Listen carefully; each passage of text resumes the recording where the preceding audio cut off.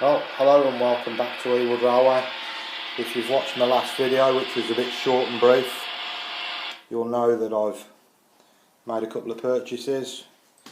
Here's the first one, that's 68004, which is in the original DRS livery. And coming on to the second one is 68026 in the later livery. And I've also got there the flask that they carry, Bridgewater, various other places. Sits quite nicely there in the new depot area. Still got to take the Freightliner sign off the crane, but I'm really pleased with these. They're not cheap.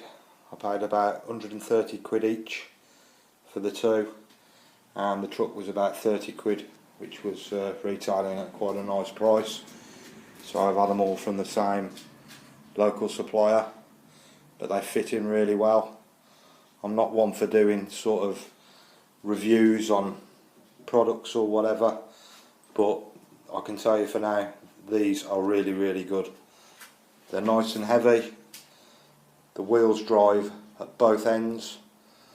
I'm running this on an analog system, which obviously isn't the most up to date, and I'll give you a quick demonstration as to how well these run. The answer being really well. That is analog. Hold on, there we go. And that is an absolutely lovely speed. Now obviously they're brand new, so they'll probably deteriorate.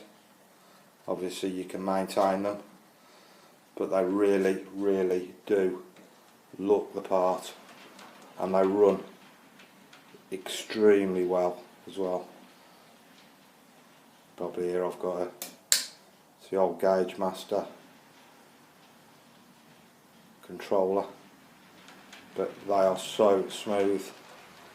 Obviously you've got the whites in the direction of travel and the reds on the rear of the loco, but I am really pleased. Sadly I'm having to hold the iPad filming this at the same time as talking and also controlling the loco. My points aren't automatic, so I have to change them over like so. I'm really impressed. They really do look the part on here.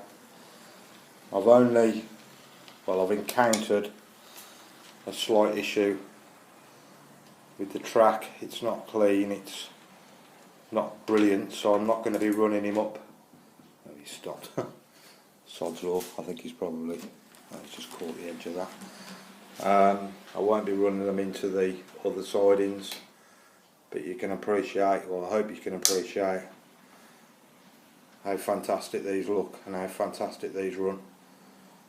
I mean, for analog, that is a nice, steady, smooth, slow speed. Really impressed. As for alterations of what I've done, nothing. This area now is near on complete. Obviously I'll take this Freightliner sign out of this crane, maybe change that to DRS. I've got the detailing in there.